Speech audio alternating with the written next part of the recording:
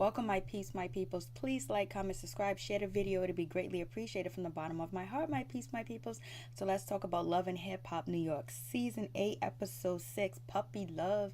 Ain't no puppy love going on. Ain't no love going on at all. That's what it seems like. So we start off with DJ Self and Richie Dallas. So they meet up and basically they're having a conversation. Richie needs advice because he has slept with a married woman with 2 kids and he don't know what to do because she's also married and she's connected to his boy Navarro. They're in a fraternity together, and it seems like, Richie feels like he did something slimy. He went down the slimy road. Of course he did. And of course he doesn't care. And of course Anais, she don't care either because she likes to get it when she can get it and wherever she can get it because she's that type of female. She is the gutter picking gutter. And it's like, even, DJ Self was like, I wouldn't even do that. They got a bond under God. They said, I do, to death do us part. They got married in a church. That's a bond that God put together. But evidently God didn't put this bond together because it's no bond at all. He must have just picked her up for salvation, and now she has ran away. The sheep has left the cage or the farm. So it is what it is with that situation. So Richie feels like he needs to meet up with Navarro and tell Navarro what's going on and all that other good stuff. He does meet up with Navarro, but he doesn't tell Navarro what's going on. You know why? Because Navarro has a sad story himself. He has a story going on, with his father having diabetes, passing out, and he possibly could have been in a coma and didn't wake up. And then on top of that, he's dealing with his wife Ashley. She's being lazy and she's not doing what she's supposed to do. That's what he says, because I don't know. We'll hear her side of the story when they try to fire her next episode. And so he's dealing with some drama. He got some things going on. So now he feels like anytime his mom calls, he can't avoid the call. He got to pick up. He got to answer regardless now, because he doesn't know what could be happening in the back of and the back of the conversation or in the back of the phone call, that it could be an emergency. I'm like, damn, I see you, I feel you. So Rich said he was going to tell him at the 18th hole, but Rich decided not to tell him at the 18th hole and was going to put it on hold before he tells him. And then so we got little Mo. She goes out with, Remy Ma. Basically, she said she has a drink for her to drink and then a drink for her thoughts, because right now she's feeling the heat because, she's still married to Carl and they have this relationship and he has been cheating on her. So she tells little Mo, like, my son came to me and told me. He went on Google, like, yeah, you didn't know already. So anyways, Mo is just like, she is theatrical and she's trying her best to act, and this is her gig right now. She lost a couple of gigs, she lost a couple of jobs, she got fired, and she's back in the running. So she's trying to do everything that she can. So everything that she can to actually get her name back out there and actually try to survive and put food on a table for her family, whether she okay or not with Carl cheating. But anyways, so she talks to Remy Ma. Remy Ma was like, you know what, you need to come with me to North Carolina, Charlotte, Carolina, somewhere. You need to come with me for my store conceded opening and blah, blah, blah. Get your mind off of it. And then the first thing little Mo says is, he's going to be asking me, where you going? Why are you leaving? Because you don't go nowhere. Mo, you're not going anywhere. You're not in the studio. You're not out in the park singing like you was at the beginning of the episode. So what are you doing? Are you staying in the house incubating with, Carl while he's not working either? While he's, injured and all this other stuff. So what's going on? So anyways, and she was like, Carl's going to be looking for me and he's going to be upset. Why you leave? Like, it sounds like he's controlling and he cheats on you at the same damn time. Well, it seems like you need more of Dr. Jeff's help immediately, ASAP, because you ain't gonna be cheating on me and then calling shots where I feel scared to go somewhere with my friend when I'm doing something, positive, with Remy and shit. You know what I'm saying? It don't make no sense. Like, these people just be out here just doing whatever and be sending all types of wrong message to people, like, you're not gonna be controlling me and then cheating on me at the same damn time. You know what I mean? I gotta be out here in these streets giving you lie detector tests. We ain't even talking about music. You ain't even in the studio singing yet. We on what, episode 6? What's going on? You got, what's her name, Fantasia, her song is playing on this show. What's up with your song, Mo? So anyways, moving on from that. So, little Mo is going to go with Remy Ma out there for her store opening or whatever. Now we get this God forbidden scene with Yandy talking about that, she can't be tied with what's her name, Bianca. She can't be next to Bianca because Bianca has a bad reputation, a bad name, and people ain't gonna want to do business with her. People ain't gonna want to do business because you was helping a kingpin drug dealer get around. You know what I mean? Selling drugs to kids, to people's families, to young folks. You know what I mean? Women selling their EBT cards, their welfare cards to get drugs. That's why people are not gonna be tied to you, not because of Bianca. Oh, he fighting. I'm like, yo, how you gonna even go there? You know what I'm saying? You've been with this dude for years and living off of his drug money and things like that, but you're gonna say businesses and stuff is not gonna want to be tied to me because, you know, Bianca be out here fighting in these streets. Like, don't make no sense at all, period. And so she meets up with Bianca under this bridge, this crazy, false, fake, delusional stand with Yandy looking like Little Red Riding Hood, but yet she's an aqua green or lime green or whatever color, acting like she's all sad. She ain't did nothing for this girl Bianca, because Bianca music should be on the show. If she did anything for Bianca, we should have heard some music from Bianca. She should have had something going on. So yes, she's gonna be over here telling Bianca, hey, I don't want nothing to do with you because you be out here in these streets fighting, and the way that you act and all this other stuff or whatever. Yandy, you wasn't gonna do nothing for her in the first place. Because like Bianca said, you're worried about your husband, you're worried about your kids, and you haven't did nothing for any artists that you've been with. The last person you did something really good for was Jim Jones and Cameron, and since then you haven't did nothing for anybody. So don't play us with that. And so Bianca was like, yo, I just wish I had somebody rock with me from Jump Street. I'm from the school of Hard Knocks. You know what I mean?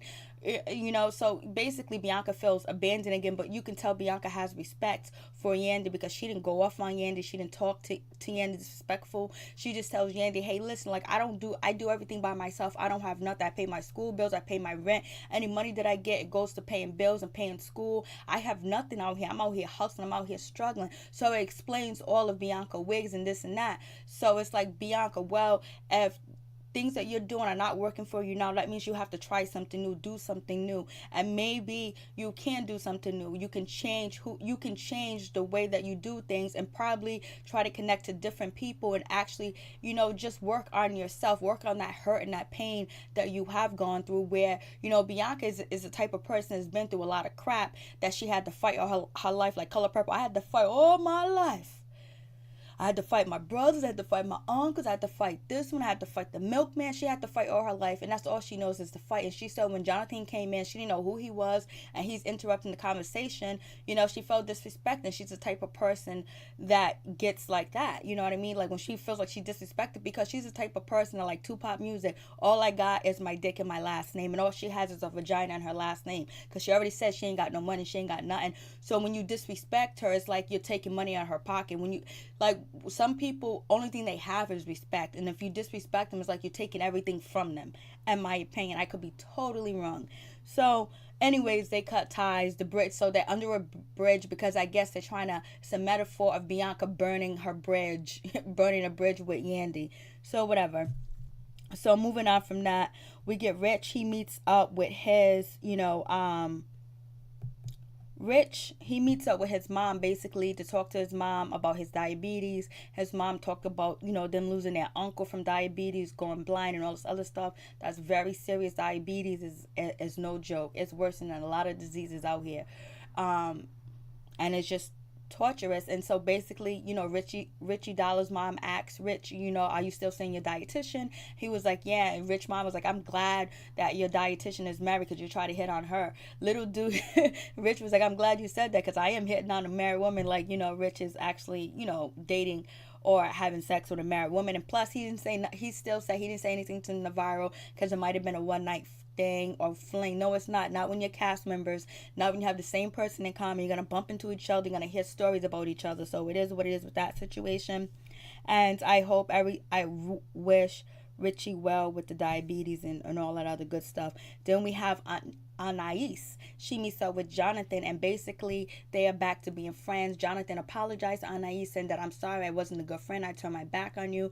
So basically he's confirming that everything that Anais said about him is actually true. And he was like, yeah, when I got to the top or whatever, and I cared about my career more than I care about you, but I really need you now, because I'm in this relationship with this guy named, I don't know his name, Ted, I don't know.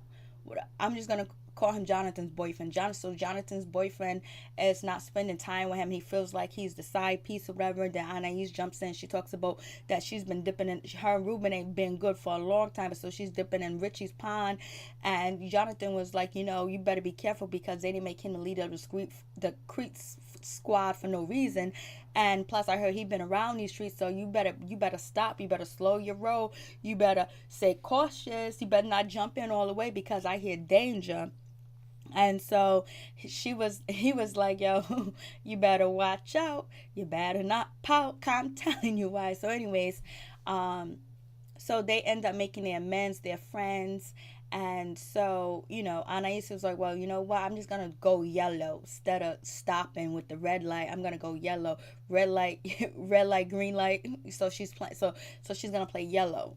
And so, you know, so we're gonna end up meeting Jonathan's boyfriend and their little problems. We heard that he's an R&B singer. They've been knowing each other for like 6 months, and maybe they met each other a long time ago from an industry party. But he's so busy he ain't got time for you. Well, if he's so busy he ain't got time for you, well then move on. If you ain't happy, why do you people still stay in these unhappy relationships? Life is too short. Like, move on.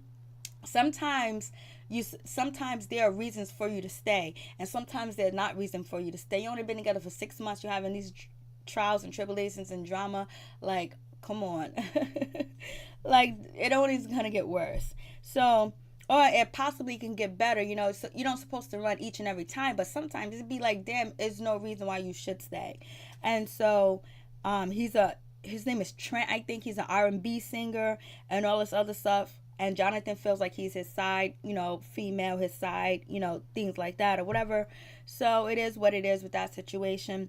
And so we get to Remy Ma's store, and she got a crowd out there, and Carolina, Charleston, Carolina, I don't know, she's somewhere in Charlotte, Carolina, Charlotte somewhere. And, you know, the conceded store open, the community's there supporting her. She got her black love out there. She got all them women out there supporting her at her store. So it's really like a good look if Remy just become that role model, because you see our little kids listening to you. You got little kids out there listening to you. You got little kids following you, and their mothers too as well. And so, what's her name? Little Mo, she's there. Papoose is there. They're so happy. They open the store. People are running in. They have to get 2 registers. I don't know why you don't have 2 registers in the first place. That store looked big. Why you only have 1 register, but everything is selling out. The Black Love t-shirts, people are buying them. I got to get me a Black Love t-shirt too. And so everything's going well. So, you know, Remy Ma, she talks to Little Mo. Little Mo was like, I'm feeling all right. You know what I'm saying? I'm feeling all right. Everything is all okay and all this other stuff. And you know, she's like that whoa me, that whoa Mo. Like, either you forgive him or you move on, or you divorce his ass and move on. Either way it goes, you make up your mind. And then if you're gonna make up your mind to stay with Carl, we don't want to hear about you talking about I can't trust you, because if you ain't gonna trust him, then don't be with him. Because a relationship without trust is a God forbidden relationship. Because I ain't gonna need to have you calling me, checking up on me, following me around, or every time I go somewhere you think I'm doing something ridiculous. No, it's not gonna go down like that. So anyways, guess who shows up? Carl. And the Remy one was like, stalker, like, how did you get here? How did you know to come here? Like, you know what I'm saying? So Carl, he's there, whatever. He talks to Little Mo. Remy runs over there to tell Papoose to make sure, like, just in case Carl get out of hand. But if Carl does get out of hand, what is Papoose gonna do? Carl's a professional boxer. Papoose is gonna get knocked out, and you too. So anyways, so she runs over there. So Remy runs over there and tells Papoose, and Papoose is like, yo, listen, he called me, whatever. I told him where we was at, blah blah blah, and they both, you know, laughing at him, calling him a stalker. So Little Mo and Carl, they go outside and talk, and she's being kiddish and childish just like he is. So they go outside, they talk, and he was like, you know, I'm here for you, I want to be with you. And she's like, oh my God, you drove all the way down here for me? Then I know you love me. I know you love me. So now they make up. So far they making up, and they're holding hands. She wants to go back in the store and shop because they're making amends, because he put the effort in to chase her down and find her. He didn't have to chase her down and find her. VH1, the production, the staff, they even rented the car for him to get there. But she was like, oh, so sweet. So he says to her, he says to Little Mo, what he say to her, he goes, are you driving back? She was like, I didn't tell you to come down here. I ain't driving back. He was like, yo, you driving back? He was not trying to make that drive back to New York. For real, for real. I'm like, yo, He was like, "Are you driving back?" So anyways, right now they're in a good spot, a good place until they need more of a storyline and more something to go on in their situation. So then Papoose talks to Remy Ma about the IVF, and basically it's going to be up to Papoose to find a doctor and make sure that happens. Remy's ready to do it. She's going to leave him up to finding a good doctor and all that other good stuff and take care of that situation. So that is what it is. So we get to Jay Quay. Jay Quay is at his jerk chicken spot. He invested some of that money for the label. Guess who walks in? None other than Bianca. I think Bianca and Jay Quay make a good couple. I think they look good together. I think that they make sense, because they know each other from the past. They know what each other's going through. But I think they're like brother and sister, because, you know, when Jay Quay's father passed away, you know, Bianca's father, I guess, became his father, you know, something like that. So anyways, you know, Bianca steps into the shop. She wants to let Jay Quay know, hey, let me let you know what's going on with your girl Sophia, because she is out here in these streets. She's doing a video with your boy James R. She got in a fight with Mariah, and he already knows this because, you know, Draft already told him about the situation. And so Jay Quay is just listening. Sophia the body, she walks into the store, and so this is when Jay Quay was like, hey, yo, what's up? I'm hearing this information about you and all this other stuff. She was like, well, I got in a fight with that bird or that trash or that feisty rat or something like that. She called her, cackling little rat.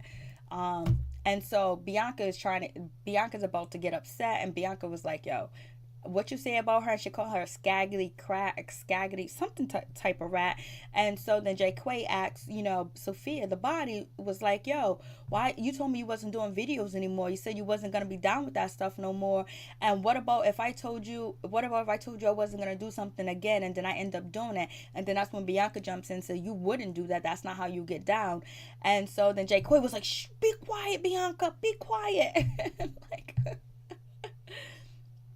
so anyways, Bianca was like, you know what? I'm going to take you know, Yandy's advice, and I'm just going to leave the situation. I'm going to bounce. I'm going to get up out of here, and I'm going to leave. And so she left. And so, you know, Jay Quay they're not actually even talking or communicating. It seems like they're not even in a relationship, because it's like Sophia the body could have said, hey, listen, you know, he said that he was going to do a song with me or whatever, but Jay Quay was like, how come you didn't tell me? How come you didn't call me? She was like, oh, you always busy. He was like, yo, but you sleeping in bed with me. How come you didn't wake me up and tell me? Like, these two young people ain't that busy where she couldn't tell him, hey, I did a video with James R or whatever. And she was like, well, you're too busy, whatever. And he was like, figure it out. I'm hearing these stories. So what you rocking with JR now? And it seems like, you know, Jay Quay is taking what everybody's saying to the truth, to the heart, and not really giving her a chance to explain herself, because maybe she didn't want to tell him because she thought he was going to react like this, or maybe it didn't seem like she wanted anything to do with James R, but he was flirting with her.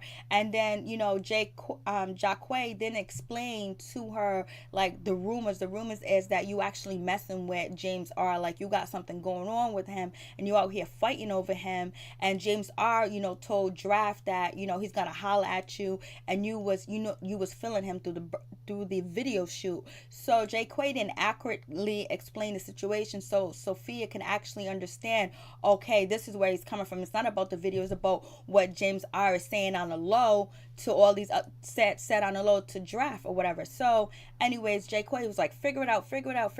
Like, how's she gonna figure it out? She has to figure it out with you, because you don't want got the problem. She don't got the problem, so you got to figure it out. But he's telling her to figure it out. So what she needs to do is just say sorry. So anyways, we move on from that situation. And so he's upset, he's mad, and he's gonna do what he wants to do. Bianca bounce, and it's just like, you know, then we get Jonathan. Jonathan meets up with his boyfriend, you know, at the church or whatever. I was like, okay, they got him in the church singing, just like they had, you know, DJ, what's his name? DJ self artist in the church sing. I forgot her name. Galore, Mega Galore, or whatever her name is, Galore. He had her in the same church dancing and singing, and also what's her name, Mariah Lynn, was in that same church singing. So I guess they can use this church whenever they need to. So whatever. So Jonathan was like, yo, you're gonna ask me to marry you? No, he ain't gonna ask you to marry you. He don't even spend time with you. He don't want to be seen with you. He barely spend time with you. All you guys do is sit on the couch and eat Domino's pizza. That's what, Jonathan said. And so, and he's always busy. And then, Jonathan is trying to have a better relationship with him and spend more time with him and move forward in the relationship. And, Jonathan is like, I can help you in the music business because, I know Kay Michelle. I know everybody. I know Mona Scott, blah, and the and he was like, yo, I don't want your help. I don't want nobody saying that I used you and I took advantage of you. I want to do this on my own, blah, blah, blah. Jonathan was like, I've been in the music business for 15, 20 years or whatever. And, his boyfriend is just like, I don't know what his name is. So his boyfriend was like, nah, I ain't trying to take advantage of you. I just want to have a relationship with you. I ain't trying to ask you for this. I just want our relationship to be this. But you got to understand, I'm busy. I'm always at the studio. You don't come to the studio and chill. So Jonathan was like, well, I'll come to the studio and chill from now on or whatever. That's going to mean something. And so then, Jonathan's boyfriend was like, well, you know what? If you're going to put in the effort, I'll put in the effort. So basically, they're going to try to put in the effort to have a better relationship. But right now, it seems like Jonathan's boyfriend is on his grind. He's trying to make his music. He's living and breathing and eating his music. And that's what really breaks artists. And right now, he can't be sitting up being lovey-dovey with you and talking about these girls and that girl. He's trying to make business. But it seems like Jonathan can possibly help him, but he don't want Jonathan's help. So it is what it is. So they're gonna put forth an effort to, make their relationship better and spend more time together. But Jonathan's boyfriend was like, I don't even call my family. I don't even talk to my family. Like, yo, so don't take it personal. It just be like that all these days. I'm like, yo. So, anyways. So then we get James R. He meets up with Sophia the Body, and they meet in the park with all these roses. I guess it's supposed to symbolize they have a rosy relationship and it's a new beginning for her. The grass is greener on the other side, and some weird lady with a dog comes up to Sophia the Body, let her hold the dog, and come to find out, James R. set the dog up for her to have. Somehow he find out what kind of dog that she want and all this other stuff. And so, boom, she's happy. She goes home to, but James R. do apologize to Sophia the Body basically for having Mariah Lynn come at him like that. And Sophia the Body was like, if you would have told me that you were still messing with her, I would have known how to handle the situation better. She probably wouldn't have went off or was like, oh, are you still messing? I thought you wasn't messing with her. She wouldn't have said that to, what's her name, Mariah Lynn, and she wouldn't have probably been like, hold on a minute. She probably would have just been like, okay, that's his girlfriend. So she would have expected her to while out at the video shoot or whatever, because it's probably nothing new. So Sophia the Body's probably been used to, girls coming up to the video shoot whiling out when their man's, filming or whatever. So anyway, so she forgives him, and he still tries to holler at her, tells her that he want to talk to her. He wants to make it happen. Basically, he's coming on to her. So to me, I think the way that he came on to her and how he was trying to come on to her in both situations, at the video shoot and over here at the park or whatever, when he was like, yo, I'm feeling you or whatever, excuse me, that's probably when Sophia shouldn't have took the puppy from him and brought it home, because now that's going to cause more conflict between her and Jacquay, because they already had an argument over James R. Now you're bringing a gift home that he gave you, even though it's a nice gift and it's an alive gift and you want the gift. It's probably going to cause tension if you haven't worked out the situation with Jacquay, and he's going to feel less of a man that you're bringing another man's puppy in his house. So every time he see that puppy, he's going to think about James R. in the situation, what people in the Creep Squad or the Gwyneth team done said to him last episode.